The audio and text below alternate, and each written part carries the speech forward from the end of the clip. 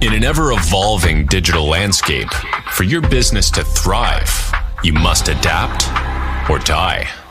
Welcome to Marketing in the Age of AI, the podcast helping you harness the power of AI and marketing tools to revitalize and grow your business. And now here's your host, marketing expert and author of Authentic Marketing in the Age of AI, Emanuel Rose.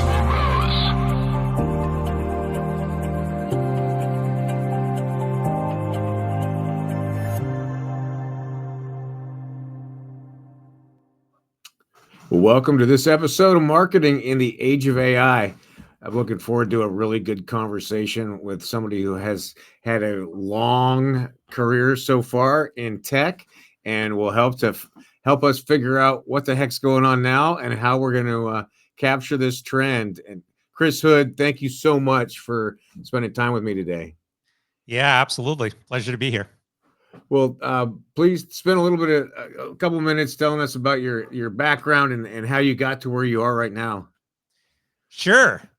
My background has spanned technology and marketing for 35 plus years. When I started, I was working at a movie theater, one of my first jobs. Love it. And when I was walking into auditoriums and welcoming people to the show that they were there for and telling them about upcoming events. That was like my first public speaking opportunity. I was only 17 years old.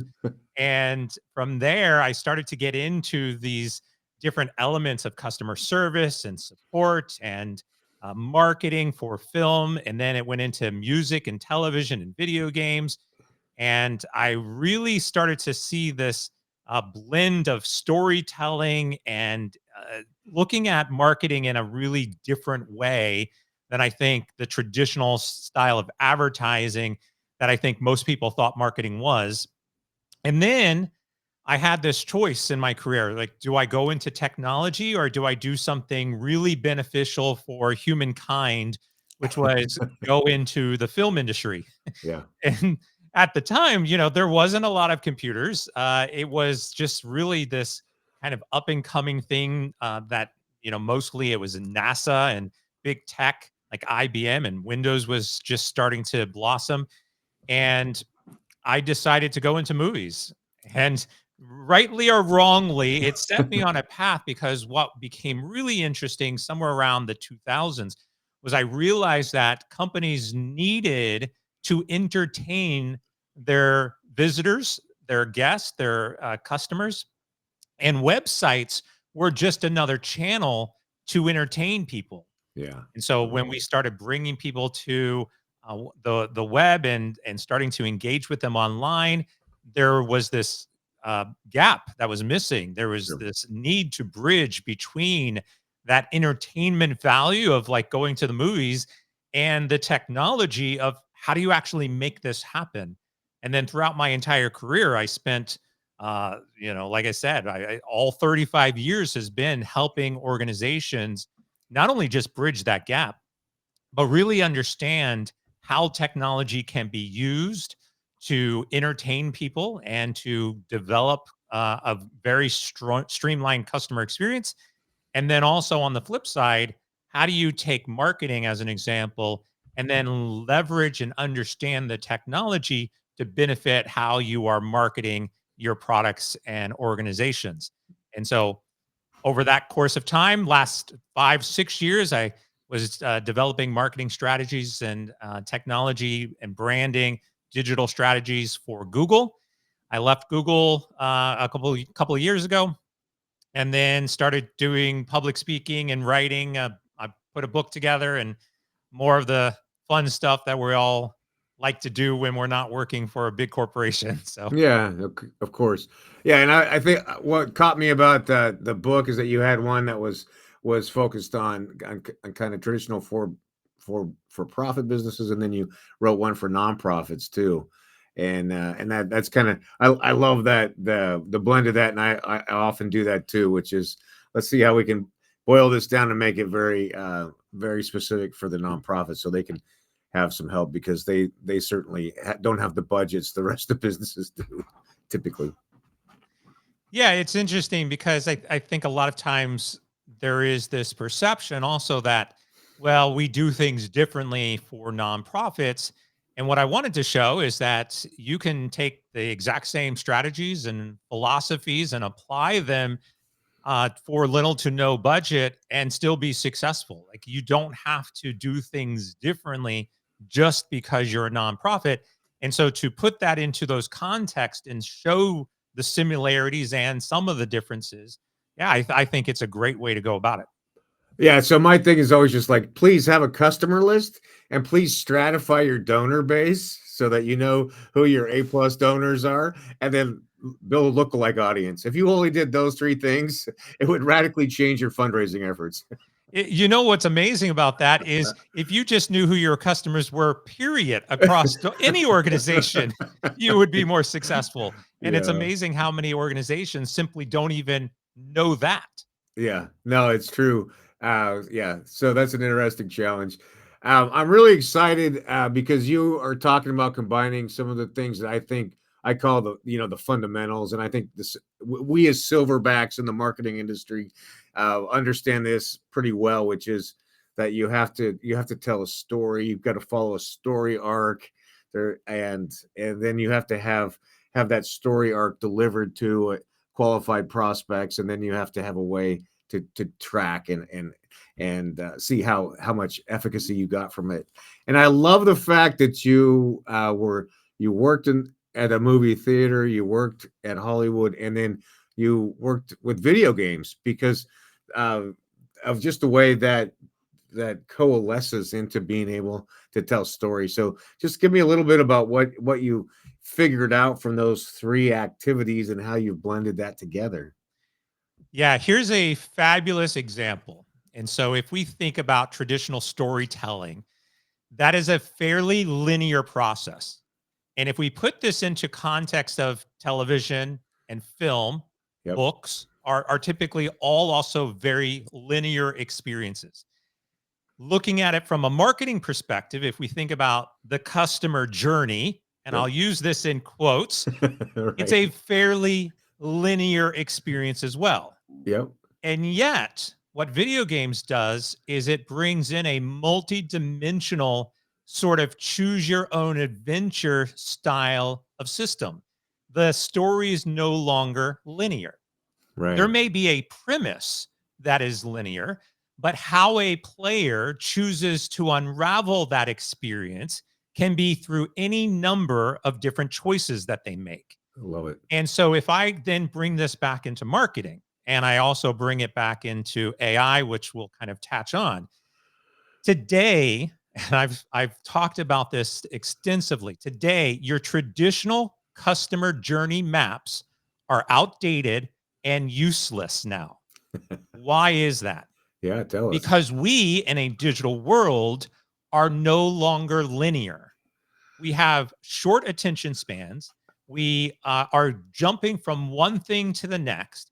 Even if you are on Amazon, and think about this, Amazon has a we will deliver this to you today Right. mode. And in the process of going through and selecting something and putting it into our shopping cart, I don't know what the percentage is, but I know that it's pretty high. Somebody has turned around and said, "Oh, I got an email. Oh, I got a Right. text message. Oh, Yeah. there's something on Instagram that I want to look at. Oh, wait, I forgot that I put something in the oven. I'm going to run downstairs and I'm going to do that." Right? Like, even in our mode of instantaneous decision making, we have multi-dimensional opportunities that are distracting us from that map. Hmm. And purely from a marketing perspective, you have to understand that consumers are jumping around and darting around through different types of channels and experiences that the traditional journey map, a linear experience, Yeah. no longer applies.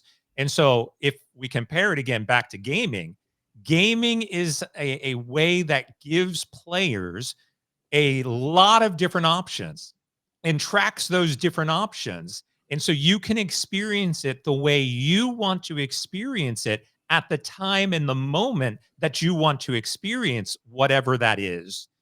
And we are nowhere close to doing that from a marketing perspective. Well, let's dig into that. Let's say I'm a gym owner. I got two health clubs, and I'm trying to sell memberships and personal training and maybe a weight loss program. So I've got a couple different target demos. So then how do I go about building a content map to match, the women's Pilates class as well as the men's weightlifting class? Yeah. What do I do? It's great, because if we think about also your traditional journey maps, most organizations will only focus on the time that that consumer spends with you, like within the confines of your experience, within the confines of walking into the gym, working out, and then leaving. You don't Right. necessarily think about what they're doing after they've left the gym or what they're doing before they got to the gym. Jay And yet, Abraham. That was Jay Abraham's genius, right? The continual yeah, parade, right? Yeah. the reality is, Yeah. before I got to the gym, I went to the donut store and I ordered a couple of donuts and ate Right. them before I went to work out. Like, Yeah. did you think about that? Do you realize that? There are all of these things that we are doing that create the journey. I'll use movie theaters because it's the thing that I'm most familiar with. Yeah. Think about, like, now, today we don't really go to the movie theaters anymore, No. but if you think about a traditional movie theater experience, for me, it was, well, okay, let's call the babysitter, let's make plans for the restaurant, and make Yeah. sure we've got reservations. Yeah. As we're driving to the theater, let's stop, and maybe we have to get gas, and then, oh, let's stop at the grocery store so we can pile up on snacks and sneak those snacks into the movie theater. Very We important. get to the theater, we decide, do we go sit down first and then go to the concession, or do we go to the concession and then go sit down, Or split up. or split up? You go Yeah. get the seats, I'll get concession. Exactly. Yeah. And we go through the movie, and then the movie's over. We leave the movie. We then drive back home. We pay the babysitter. We go to bed. We talk about the movie we saw. We might post it on social media. It was a good movie. It wasn't a good movie. All of these things are happening.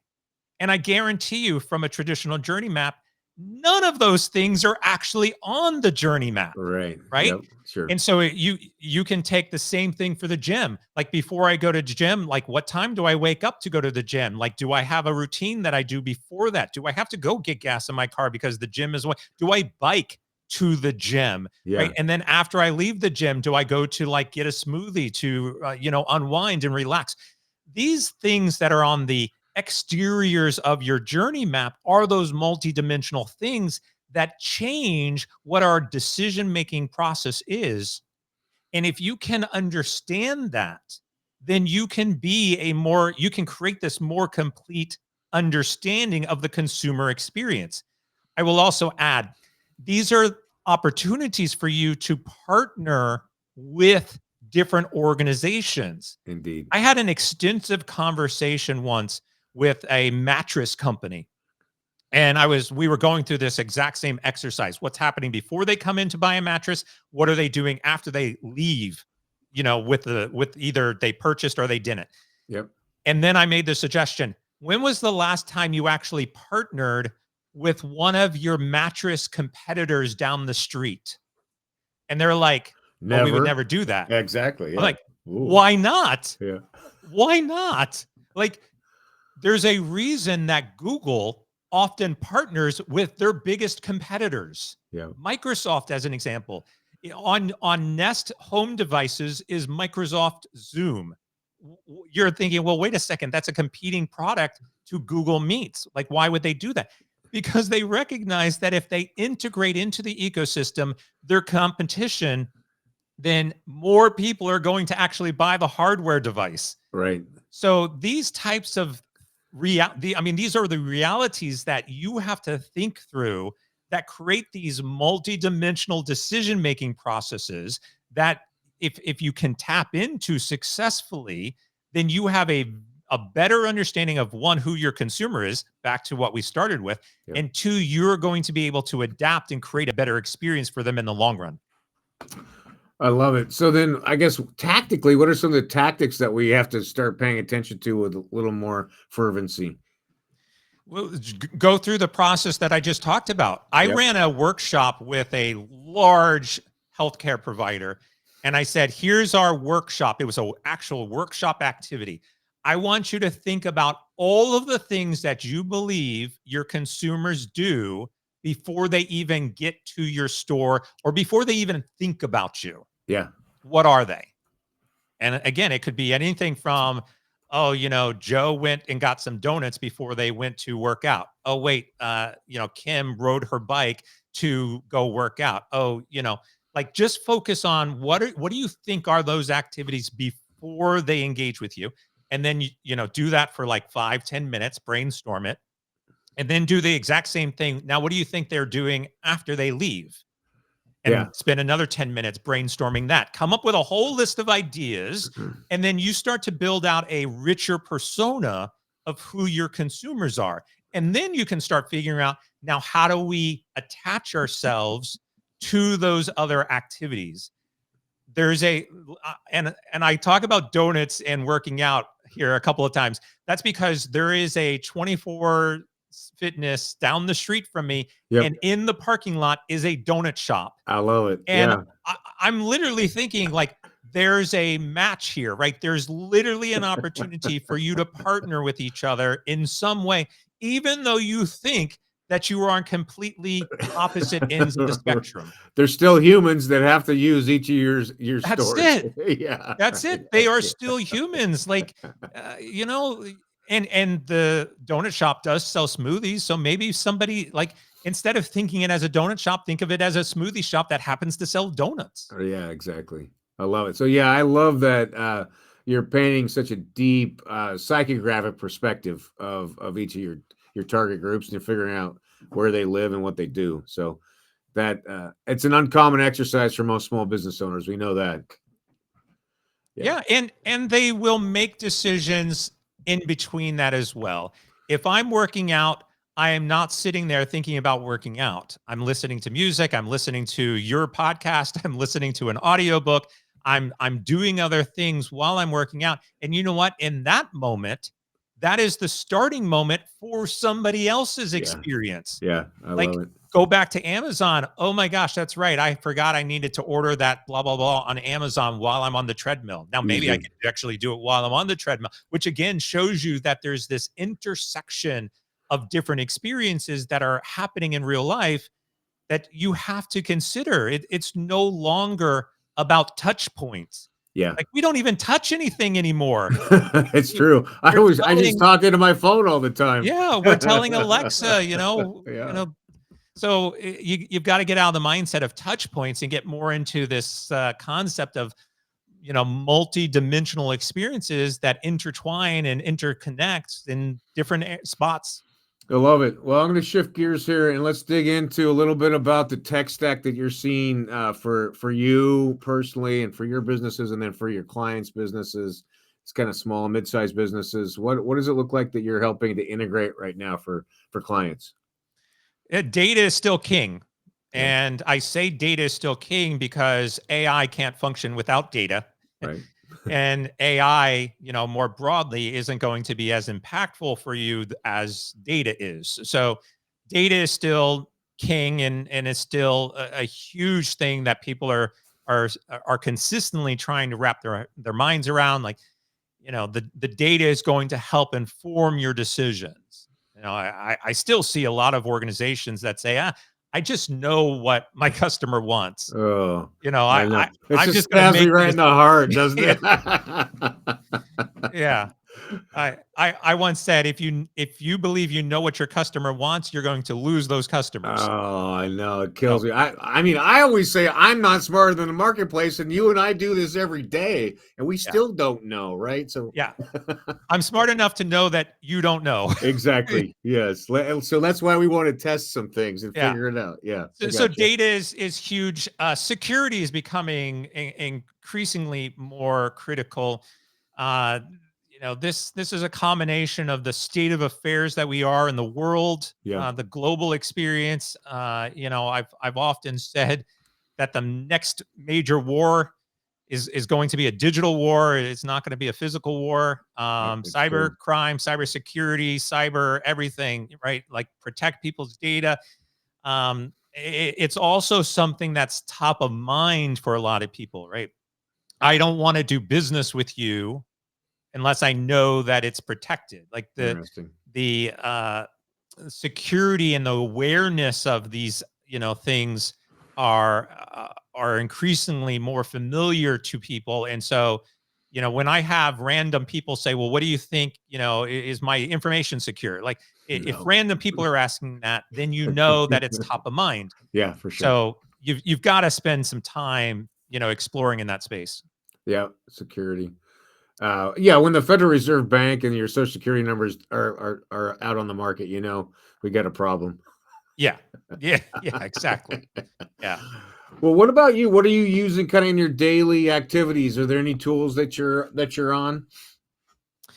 Yeah, I mean, look, I'm using various AI tools. We can dive into that a little bit more, but yeah, AI is definitely something that I've engaged with, uh, both for just using it for times when I think it's viable, and also just so that I can be more aware of what's out there and what people are doing with it, and how it can be used. So automation as an example, a lot of that. So AI is definitely a part of my daily use.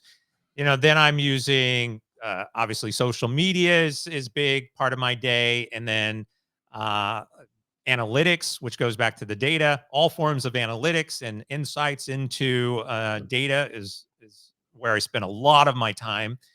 And then web, I'm still doing a lot of web development and building websites for individuals, and building web applications. And so the interconnection between web and mobile devices, mobile applications, those types of experiences, are all there. VR, not so much. Blockchain and Web3. That's a that's a whole nother conversation that we could probably spend, another 30 minutes on. For sure. But yeah, I think I'm in the stuff that I think are, again, the most common stuff that we've talked about: the security elements, the data elements, analytics, insights, AI, for different purposes, web, Yeah. mobile. Yeah, love it. I think what you're talking about too, with just the ability to API all these disparate softwares together and create these very long chains that do things that have been very time consuming for us, is to me what I'm most excited about right now. Yeah, it's interesting. You mentioned the API. Uh, one of the companies that I'm working for is a company called Poly API, and it is basically a generative AI API management tool.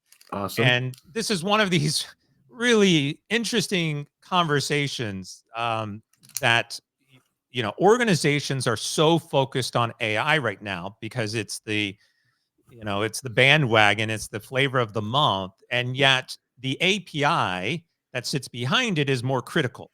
Yeah. In fact, you can't even get AI in every single form that you're using it without an API. And if I went to a typical CEO and I said, "Are you investing in APIs or AI?" They're going to say, "I'm investing in AI." Whereas you should be actually investing in APIs, Right. because it would be like, are you investing in electricity or are you investing in food? Like, which one are you going to?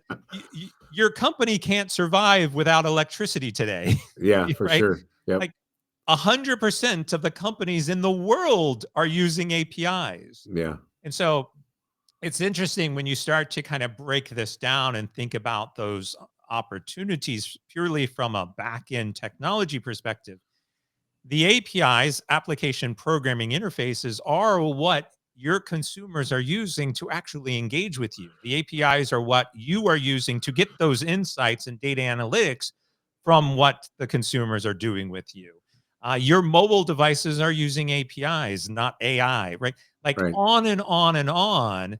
And so, I would spend a lot of really hard thinking here about how you're thinking about that integration so that you can do all of these other things that you want to do, again, on behalf of your consumers. Yeah, I love it. That's interesting about Poly API. So what kind of what's their spot in the market? So they're basically rapid acceleration for development. So think about it like a co-pilot sort of Yep. approach, where we have Polly that is sitting within your development platform, and you can say, hey, I need an API to help integrate this type of solution. And Polly basically helps you develop that API to perform whatever that integration or solution is. And the great thing about Polly is that it can learn and train from other APIs. Nice. And so if we think about an enterprise type of experience, a lot of enterprises have multiple APIs that are redundant, or they have teams working on an API and they don't know that another team has already done this API. Yep. And so it creates this environment where it knows about all the APIs within your organization. It has documentation. It can tell you how to do it. It can communicate it in your own language. So if you want to see it in, say, Japanese or German or Spanish, it will relay all of that through the AI process. But the really fabulous thing about this is that if you have a consumer experience, we spend a lot of time in hospitality. So, use the example of I'm a going all the way back. Like, I'm a traveler, a business traveler. I want to book my hotel room, and I want that hotel room to have all of my things ready for me when I arrive. So the temperature is set in the room to what I want it. The television is changed to the channel that I want it. Like, all of these kind of interoperable things. Poly API can actually help you build that consumer experience by simply saying, I want a consumer that I know enough about them that when they book travel and they arrive at my hotel, they can already unlock the room with their mobile device. The temperature is set, the TV is set, right? All of these things are provided to them. And it's all being done again through the experience of APIs, and then building that out pretty rapidly, like cutting the time of traditional development by 90%. Wow. Just because you're leveraging AI to help understand the APIs and then help build upon those experiences. Well, that's amazing. So it's like it becomes a smart world for each of us as individuals, right? In terms of our preferences. So that's amazing. Chris, you and I could spend probably the next 3 hours talking. I'd have to go get a glass of wine, but I know it's really been a pleasure to have you on the show, and I really enjoy what you were talking about in terms of user experience, especially about the customer journey and the insights in that. So thank you very much. Yeah. If people want to get in touch with you or check out your books, how do they get in touch with you? Yeah, the easiest way is find me on my website, chrishood.com. And there you got my book and how to get in touch with me, all my social media profiles. You can find me on LinkedIn, connect. Happy to chat. All right. Well, I'd love to have you back on the show if you're willing to do it in a couple months, and we'll see what else is going on. Yeah. All right. Well, thank you again so much for your time. You have a great evening. You too. Thanks so much. Okay, thank you.